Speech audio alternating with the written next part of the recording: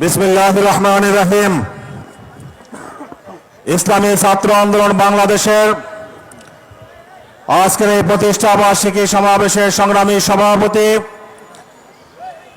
আজকের সমাবেশের প্রধান অতিথি ইসলামী আন্দোলন বাংলাদেশের সংগ্রামী আমির হযরত পীর সাহেব হুজুর চরমনাই, মঞ্চে উপস্থিত আছেন সংগ্রামী সিনিয়র নায়েবে আমির শাইখে চরমনাই, সংগ্রামী মহাসচিব অধ্যক্ষ হাফেজ মাওলানা ইউনুস আহমদ, ছাত্র যুব বিষয়ক সম্পাদক মুফতি সৈয়দ ইসহাক মোহাম্মদ আবুল খায়ের সহ জাতীয় নেতৃবৃন্দ, সহযোগী সংগঠনের নেতৃবৃন্দ এবং বন্ধুপ্রতিম বিভিন্ন ছাত্র সংগঠনের নেতৃবৃন্দ, সমবেত ভাইরা, সবাইকে সংগ্রামী অভিনন্দন জানাচ্ছি।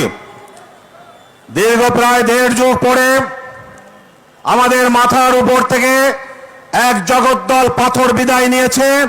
আমরা দেখেছি গোটা বাংলাদেশের মানুষ স্বস্তির নিঃশ্বাস ফেলেছে। আমরা একটা বন্দী দশার মধ্যে ছিলাম, প্রতিটা মুহূর্ত আমাদের কারারুদ্ধ অবস্থার মতো ছিল। আমরা স্বাধীনভাবে কথা বলতে পারতাম না, আমরা স্বাধীনভাবে পথ চলতে পারতাম না। ঘর থেকে বেরোলে আবার ঘরে ফিরে যেতে পারবো সেই নিশ্চয়তা আমাদের ছিল না।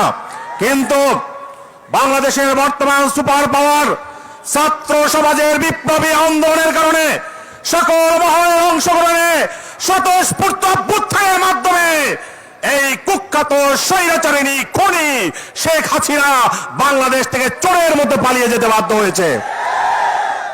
আমরা দেখেছি এই স্বৈরাচারিণী খুনি দেশে থাকতেও যেমন জ্বালাইতো, বিদেশে গিয়েও জ্বালানো শুরু করছে।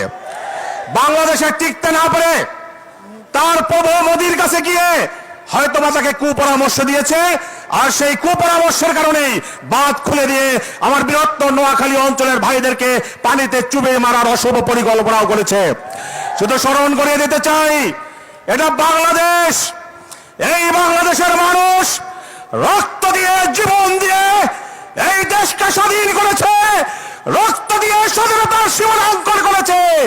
এত সহজে বাংলাদেশকে চুবিয়ে মারা সম্ভব নয়। তোমরা আমার ভাইদেরকে অবুক্ত রাখতে চেয়েছো, তোমরা আমার ভাইদেরকে চুবিয়ে মারতে চেয়েছো। গোটা বাংলাদেশ থেকে পঙ্গপালের মতো লক্ষ লক্ষ মানুষ নোয়াখালী অঞ্চলে গিয়ে ভাইদের সহযোগিতার জন্য দাঁড়িয়ে গিয়েছে। সংগ্রামী বন্ধুগণ, আজকে একটি সফল গণ অভ্যুত্থানের মাধ্যমে আমরা যে স্বাধীনতা অর্জন করেছি, এখন সবচেয়ে গুরুত্বপূর্ণ হলো এই স্বাধীনতা রক্ষা করা। এখানে বৈষম্য বিরোধী ছাত্র আন্দোলনে যারা নেতৃত্ব দিয়ে থাকেন তাদের মধ্যে অনেকে উপস্থিত আছেন। আমি আমার একটি কথা বলে শুধু বক্তব্য শেষ করব। ছাত্র এবং ওস্তাদের সম্পর্ক পৃথিবীর সবচেয়ে গভীরতম সম্পর্ক। ছাত্র এবং ওস্তাদের সম্পর্কের মধ্যে যদি ফাটল ধরে তাহলে সেই জাতির পতন অনিবার্য হয়। আমরা স্বৈরাচারকে হটিয়েছি, আমরা অন্যায়ের প্রতিবাদ করব, আমরা সকল নির্যাতন, নিপীড়ন, জুলুমের বিরুদ্ধে রুখে দাঁড়াবো। কিন্তু আমাদের আচরণ কখনোই এমন হওয়া উচিত নয় যে দেশের মানুষ আমাদেরকে বেয়াদব হিসাবে আখ্যা দিতে পারে। ঠিক কিনা ভাইরা? আমরা দেখেছি বিভিন্ন শিক্ষা প্রতিষ্ঠানে যারা প্রধানের দায়িত্বে ছিলেন কিংবা শিক্ষকরা ছিলেন, তাদের মধ্যে হতে পারে অনেকে অনৈতিক আচরণ করেছেন, অন্যায় আচরণ করেছেন, কিন্তু একজন শিক্ষক ভুল করতে পারে, একজন ছাত্রের কাছে সে কখনো অপরাধী নয়। যেই প্রক্রিয়ায় দেশের বিভিন্ন শিক্ষা প্রতিষ্ঠান থেকে শিক্ষা প্রতিষ্ঠান প্রধান কিংবা অন্যান্য শিক্ষকদেরকে পদত্যাগ করতে বাধ্য করা হচ্ছে, এবং পদত্যাগ করাতে গিয়ে তাদের সাথে যে আচরণ করা হয়েছে, বাংলাদেশের মানুষ, প্রিয় ছাত্র ভাইরা, তোমাদের কাছ থেকে এটা প্রত্যাশা করে না। সুতরাং বৈষম্য বিরোধী ছাত্র আন্দোলনের নেতৃত্ব দিয়ে থাকেন, তাদের প্রতি আমার উদাত্ত আহ্বান, আপনাদের পক্ষ থেকে এই বিষয়ে একটি মেসেজ যাওয়া উচিত। শিক্ষক ভুল করতে পারে, একজন শিক্ষক সে অপরাধ করতে পারে, কিন্তু ছাত্রের কাছে অপরাধী নয়। তার অধিকার আছে সসম্মানে তার জায়গা থেকে সরে যাওয়ার। আশা করি এই বিষয়টিকে গুরুত্ব সহকারে আপনারা দেখবেন এবং কার্যকর পদক্ষেপ গ্রহণ করবেন। আমি আমার বক্তব্যকে দীর্ঘায়িত না করে আগামী দিনের সকল আন্দোলন সংগ্রামে পীর সাহেব চরমনাই বিপ্লবী নেতৃত্বে আপনারা সংঘবদ্ধ থাকবেন, সবার আগে মাঠে ঝাঁপিয়ে পড়বেন, এই প্রত্যয় রেখে বক্তব্য শেষ করছি।